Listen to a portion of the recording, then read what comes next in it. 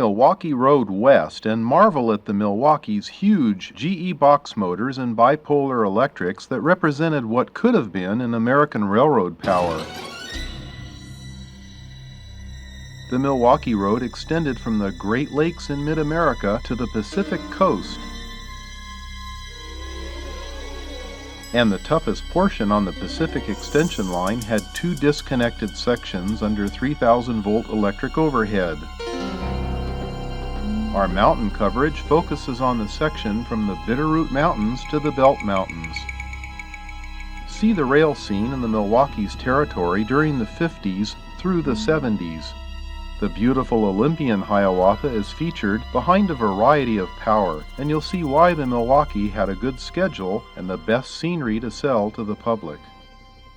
Learn about the Milwaukee's history, strategies, and ultimate failure to beat the James Hill lines out west, such as the Northern Pacific, Spokane, Portland, and Seattle, and the Great Northern.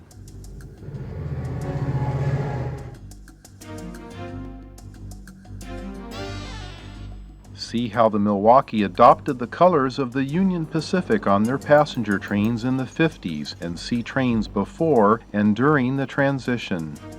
We cover vintage action in the Pacific Northwest from the 50s through the 70s with all the major lines, and show how the Milwaukee almost beat them in the 70s with new trackage rights and business plans to combat the new Burlington Northern Empire.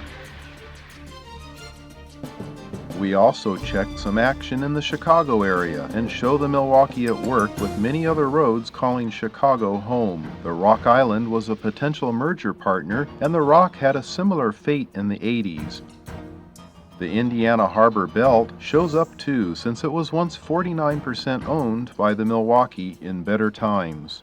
We cover some of the Milwaukee's trackage rights and alliances over the Monon and with the L&N to better appreciate the Milwaukee's struggle to find a workable combination in a changing rail scene in the 70s. Back in the mountains of Idaho, we look at the Milwaukee and the way of life that has vanished in the remote, rugged mountains that justified their electric locomotives operating as helpers for heavy freights long past their prime.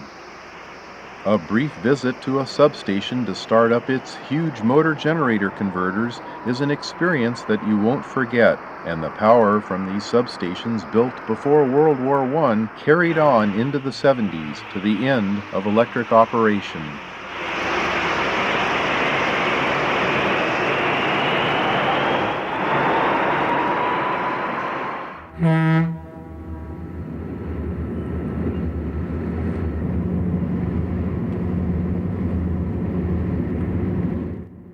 See the incomparable Little Joe electrics and the big GE Boxmotors in many great scenes that will take you back through the filming efforts of 5 top-notch rail fans.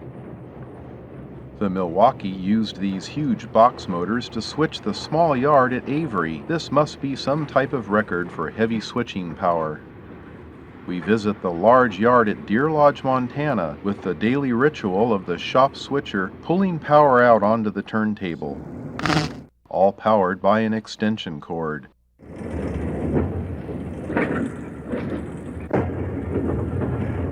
This was an impressive combination of antique equipment used in an effective way by the resourcefulness of mountain railroaders. We explain some of the technical details of the various electric models with diagrams made just for this video. More action at Deer Lodge brings the smaller electrics switching the yard with World War I vintage steeple cab motors.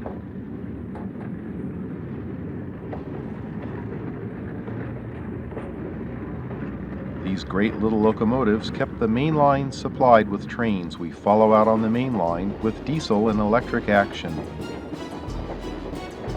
We compare the Rock Island's fate and their attempts to find a willing merger partner in a period of great change that brought extinction to the unprepared.